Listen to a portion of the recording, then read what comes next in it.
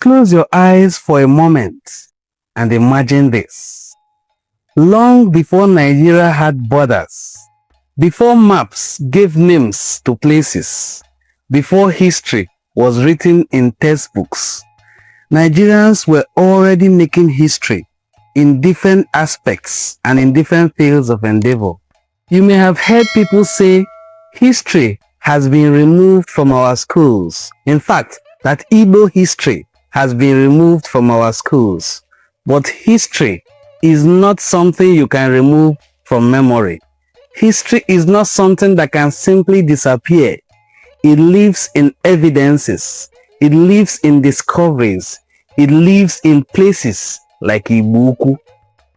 What you are about to watch or what you are about to hear is taken directly from Module 37 of Basic History for Junior Secondary Schools, the recommended history textbook for all secondary schools in Delta State.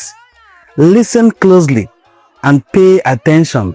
This is not my opinion. This is documented Nigerian history, approved by the Nigerian Historical Society, and the curriculum is further approved by the National Education Regulatory and Development Council, NERDC.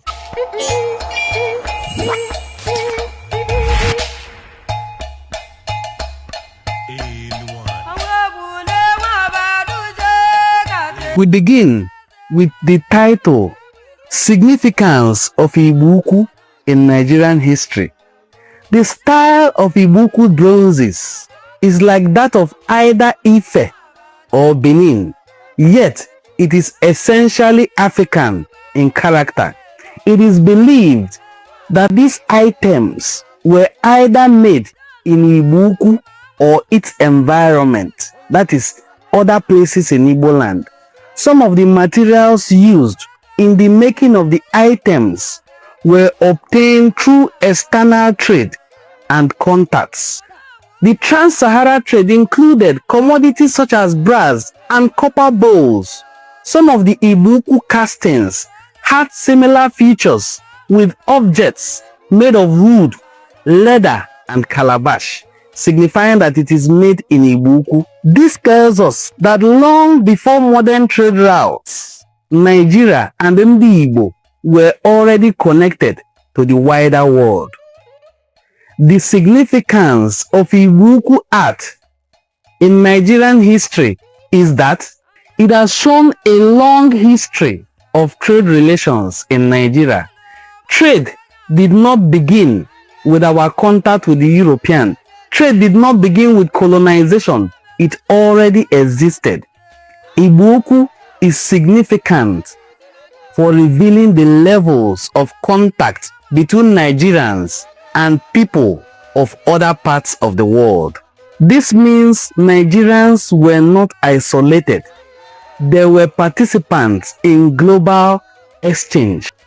Igbo-Ukwu has shown that there were indigenous artists who had created beautiful artworks in various forms before coming of the white men. Before colonization, there was creativity. Before foreign rule, there was mastery. Before outside influence, there was African genius. Now, I want to acknowledge that this book has stated very clearly that Igbo-Ukwu arts are dated 9th century. So, they may have inspired the Ife art and the Bini art, because the Ife art is 13th century. The Bini art is 16th century.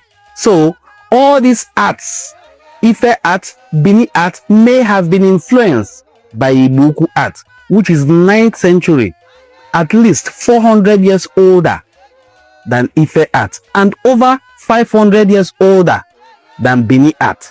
And now, to reflect on what we have learned, the book asked us these very salient questions. A language only survives when people actually use it. If we don't speak Igbo out loud, share it, and then show it off, who is going to keep it alive for the next generation? And that is exactly why this month is Igbo Language Awareness Month, and Voice of the East is launching the Igbo Get Ready With Me Challenge. We want to see you getting ready completely in Igbo, no English, just you speaking Igbo confidently and having fun with it. And yes, there's money on the line, big money. There's 1 million naira for first place, 500k for second place, and 200k for third place. So here's how winners are picked. We're looking at TikTok and Instagram, checking shares, like, comments, all the engagement. Your content must be original and fully in Igbo, and you have to follow our pages, of course. Winners drop at the end of February.